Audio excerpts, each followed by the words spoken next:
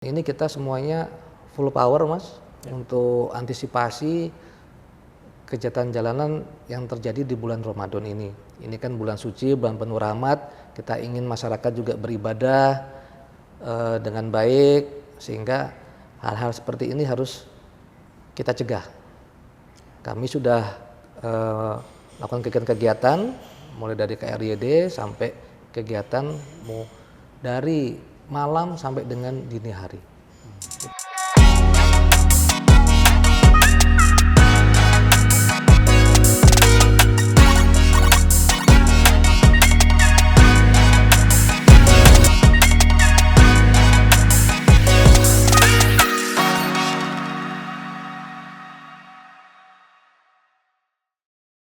Oke, baik, kembali lagi bersama saya Arik Fajar dalam program Lawan Bicara. Saat ini saya sudah bersama Bapak Kapolresta Yogyakarta, Kombes Pol Aditya Surya Dharma. Oke. Apa kabar Pak? Alhamdulillah sehat. Baik, kebetulan Pak Aditya Surya Dharma itu baru 2 bulan atau 3 bulan ya menjadi Kurang menjabat? lebih 2 bulan. 2 bulan ya? 2 bulan ya. Nah, sebagai Kapolresta baru Pak di Jogja ini, targetnya apa sih Pak? Ya, target kami ya menjaga keamanan ketertiban Yogyakarta, menurunkan tingkat kriminalitas, sehingga Yogyakarta yang selama ini dikenal sebagai kota budaya, kota wisata, dan juga kota pendidikan itu bisa berjalan dengan baik. Kemudian masyarakat ingin berwisata atau ingin sekolah itu bisa merasa aman dan nyaman untuk tinggal di kota Yogyakarta ini. Oh ya, baik Pak. Kalau untuk ngomongin angka kejahatan di Yogyakarta itu kan nggak afdol kalau nggak ngomongin tentang kejahatan jalanan ya Pak, yang banyak dijumpai di Jogja. Yang kita kenal itu masyarakat banyak menyebutnya sebagai kelitih. Nah, ini masalah ini kan sudah sejak bertahun-tahun lalu ya Pak, dan ini sampai saat ini masih belum menemukan solusinya, bahkan masih terjadi. Nah, ini kalau dari analisa Bapak ini kenapa nih Pak? Kenapa masalah ini belum selesai-selesai Pak? Jadi saya sedikit mengoreksi. Kalau dari kami kepolisian, kita tidak menggunakan bahasa kelitih. Karena arti kelitih sendiri dari segi budaya itu keluar jalan-jalan, tidak ada hubungan dengan kriminalitas. Sehingga kami menyebutnya adalah kejahatan jalanan. Nah, fenomena kejahatan jalanan ini sebenarnya di mana-mana ada, namun karena di Jogja ini dikemas dengan istilah kelitih sehingga menjadi suatu fenomena. Terkait dengan kejahatan jalanan ini, kalau dilihat dari data yang kita punya, alhamdulillah untuk Yogyakarta sudah jauh menurun dibanding dengan sebelumnya. Kemudian kalau kita dalami penyebabnya itu lebih kepada kelompok-kelompok atau anak-anak ini kan punya semacam geng lah di sekolahnya atau mungkin di lingkungannya. Kemudian mereka ini kadang berseberangan atau saling ejek-ejekan sehingga janjian untuk ketemu di suatu tempat, kemudian terjadilah perkelahian.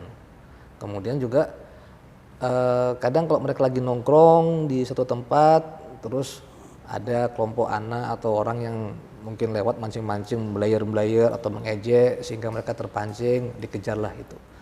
Kalau yang selama ini ada di masyarakat, jalan malam-malam sendirian kemudian diserang, itu sangat jarang terjadi. Nah, jadi yang lebih kepada kelompok masyarakat ini kelompok anak-anak ini itu saling ejek-ejekan, kemudian janjian ketemu di mana terjadi perkelahian, dan lagi itu tadi yang mungkin pas lagi nongkrong lewat ejek-ejekan, terpancing, dikejarlah, kemudian terjadilah pertengkaran atau perkelahian di situ. Itu kan kalau untuk yang antara permusuhan antar geng remaja gitu ya Pak. Kalau untuk yang kadang kan ada kasus yang kayak orang random gitu diincar gitu. Itu tadi sudah saya jelaskan. Jadi kalau untuk yang semacam hati-hati kalau keluar malam jam sekian sendirian nanti akan dikelitih gitu, itu kita datanya sangat jarang gitu Mas. Lebih kepada randomnya itu adalah mereka lagi nongkrong sama temannya, kemudian ada anak atau geng lain yang mungkin mancing reaksi, mungkin belayar-belayar atau ejek-ejekan, kemudian dikejar di jalan. Nah, seperti itu. Kalau yang ini yang kategori yang tadi Mas masuk sebagai kelitih itu ya. Sedangkan kalau yang tadi jalan malam-malam kemudian dibegal itu mungkin kelompok yang lain tidak kaitannya dengan yang anak-anak yang tadi dikategorikan sebagai kelitih tadi itu. Jadi itu mayoritas itu anak-anak ya Pak itu? Itu jadi ada yang di bawah umur, ada juga yang sudah kategori dewasa. Kategori dewasa itu bisa usia 20, 21 tahun, 22 tahun, dan di bawah umur ya yang di bawah 18 tahun. Ada juga yang masih usianya masih remaja, masih SMP, usia 13 tahun, 14 tahun itu juga sebagai pelaku di situ. Kalau itu motifnya apa Pak? Ya, kalau untuk yang dewasa sama pelaku yang remaja itu apakah beda motifnya atau bagaimana? Lebih kepada mencari jati diri, Mas. Jadi menjadi jati diri. Kalau faktor ekonomi ya mungkin ada, tapi saya bilang itu kecil atau hanya 1-2 orang saja. Lebih kepada mereka kelompok mencari jati diri. Wah, saya jagoan nih. Nah, saya juga nggak suka kok teman saya diejek. Itulah rasa jiwa kebersamaan, tapi yang dilampiaskan dengan cara-cara yang negatif. Gitu. Kalau faktor ekonomi tadi saya bilang hanya mungkin 1-2 orang, bukan sebagai faktor utama. Lebih kepada mencari jati diri mereka. Jadi itu sama dengan yang pelaku yang dewasa juga ya Pak itu Ya, motifnya? kalau dewasa itu kadang-kadang mereka karena ini kelompok, saya bilang, jadi ada semacam pengkaderan dari mereka. Nih, kau juniorku nih, teman-teman kelompokku, kau juniorku, kau selektif, kau harus berani, bla bla bla bla, demikian. Seperti itu. Oke, kalau untuk yang pelaku yang masih di bawah umur nih ya Pak, itu penanganannya seperti apa Pak? Ya, penanganannya lebih kita lihat dulu kategori kejahatannya seperti apa, ulangi kategori kasusnya seperti apa, apakah ringan atau berat. Tentunya kita ada mekanisme peradilan anak, kalau memang ada kategori masuk dalam unsur pidana, kalau mungkin masih bisa kita selesaikan secara keluargaan atau apa, tidak ada sampai yang luka berat atau apa yang meninggal, ya kita tangani, kita panggil orang tuanya, keluarganya, sekolah, kita selesaikan secara kekeluargaan seperti apa dengan tidak akan mengulangi lagi. Kalau untuk pelaku kejahatan jalanan yang di bawah umur ya Pak, itu yang berperan itu seharusnya siapa sih Pak itu? Memang pada kesempatan ini itu adalah yang utama adalah peran orang tua. Orang tua itu harus bisa mengontrol anaknya, atau juga keberadaan anaknya terkait dia di mana, kemudian aktivitasnya seperti apa, kemudian juga bertemannya dengan siapa. Jadi kadang-kadang sekarang orang tua sudah dalam tahap pembiaran. Maksud saya, kalau mungkin anaknya sudah keluar lewat jam 9, jam 10 malam, belum pulang, coba ditanyakan, dihubungi di mana, nak, cepat pulang, kemudian sama siapa, lagi ngapain, itu dikontrol terus.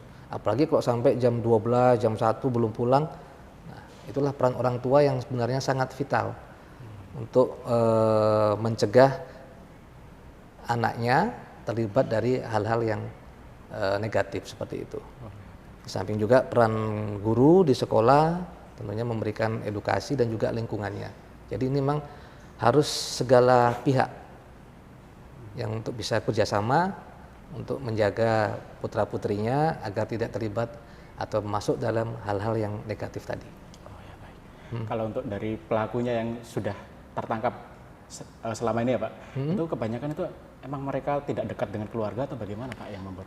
Jadi sekali lagi tadi masalah jati diri, ada sebagian yang mereka dari keluarga yang broken home, sehingga kurang pengawasan dari orang tua, kadang mereka tinggal tidak dengan orang tua, sehingga itu tadi rasa pengawasannya kurang pada mereka. Tapi beberapa juga dari keluarga yang tidak broken home, tadi mungkin karena pengaruh lingkungannya, di mana mungkin dia di tempat dia tinggal atau di sekolahnya itu ada kelompok-kelompok, mungkin kelompok apalah, geng apa atau apa, kemudian dia jadi ikut-ikutan sama teman-temannya untuk diajak melakukan hal-hal yang tadi seperti tadi itu. Kalau untuk dari kendala mengatasi kejahatan jalanan dari kepolisian bagaimana ya Pak ini? Kalau dari kami sih kendalanya kembali lebih kepada akar permasalahan ini, Mas. Akar permasalahan ini adalah biasanya tadi saya sebutkan keluarga broken home, kemudian juga atau enggak pengawasan orang tua yang kurang.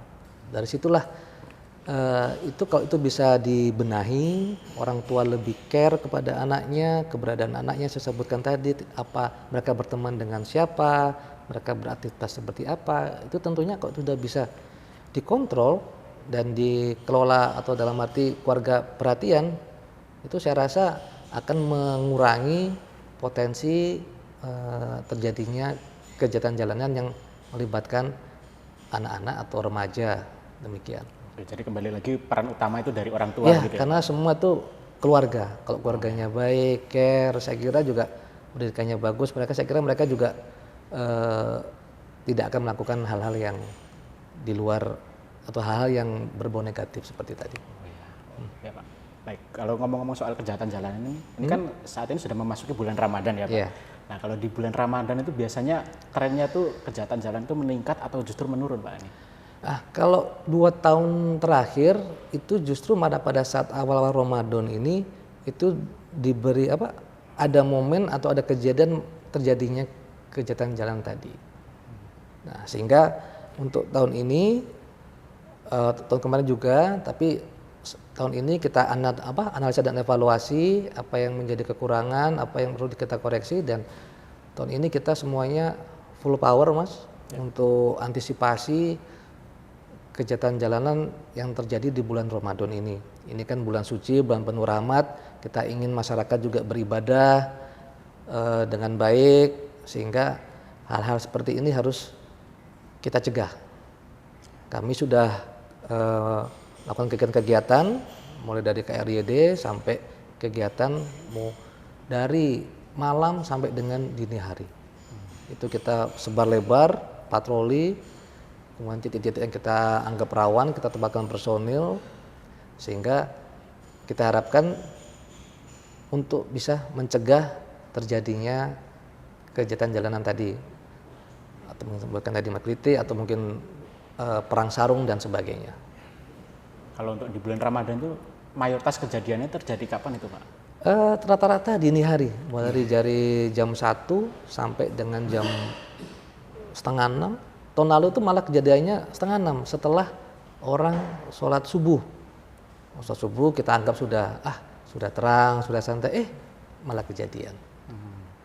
Jadi kebanyakan itu waktu lagi sepi gitu ya Pak itu? Ya, waktu kadang-kadang mereka juga kelompok-kelompok ini melihat kita lengah. Melihat kita lengah, ini jam-jam segini polisian masih aktif nih, kita tunggu sampai lengah, jadilah. Jadi kita upayakan sekarang kita anef, tidak boleh lengah sampai dengan terbitnya matahari maupun sampai terang. Oke. Gitu. Kalau untuk di Jogja nih Pak, kalau untuk yang wilayah rawan itu di mana aja sih Pak? Kalau untuk wilayah rawan itu ada nggak Pak? Kalau dari kepolisian di? Ya, kalau kita petakan wilayah rawan ya, kira-kira di tempat di mana aja tuh berpotensi terjadinya kejahatan jalanan, tempat-tempat yang mungkin sepi, kurang penerangan, ya itulah tempat-tempat yang rawan, sehingga kita di tempat-tempat itu yang telah kita anef, tempatkan pos-pos pengaman kejahatan jalanan. Di samping juga ada anggota yang mobile, baik dari yang berseragam maupun yang tidak berseragam. Kalau untuk target Pak dari kepolisian sendiri untuk menangani kejahatan jalanan ini seperti apa Pak untuk? Ya kalau target kita, kalau bisa kejahatan jalanan ini nol. Nah, sehingga kami paham kami tidak bisa bekerja sendiri dalam hal penanganan ini. Kami butuh keterlibatan semua pihak, stakeholder terkait, pemerintah TNI, pemerintah daerah, dan juga mungkin dari pihak swasta dalam ini dari lembaga-lembaga lain, dan juga tentunya peran serta masyarakat. Dalam hal mungkin ada informasi di sini ada kejadian seperti ini, tolong segera kami diinformasikan, sehingga kami bisa menanganinya, datang ke TKP atau ke tempat kejadian secara cepat dan tepat. Oke, baik Pak. Terakhir nih Pak, kalau untuk pesan-pesan untuk masyarakat terutama untuk kalangan remaja nih Pak, bagaimana Pak? Oh iya, pesan-pesan kami ya kepada masyarakat di bulan suci Ramadan ini, marilah kita beribadah. Ini bulan suci penuh rahmat, kita tingkatkan amal ibadah kita. Kemudian juga untuk para orang tua untuk bisa mengontrol keberadaan maupun aktivitas putra-putrinya. Cek mereka, aktivitas mereka juga dicek dengan siapa. Kemudian juga apabila ada informasi-informasi terkait dengan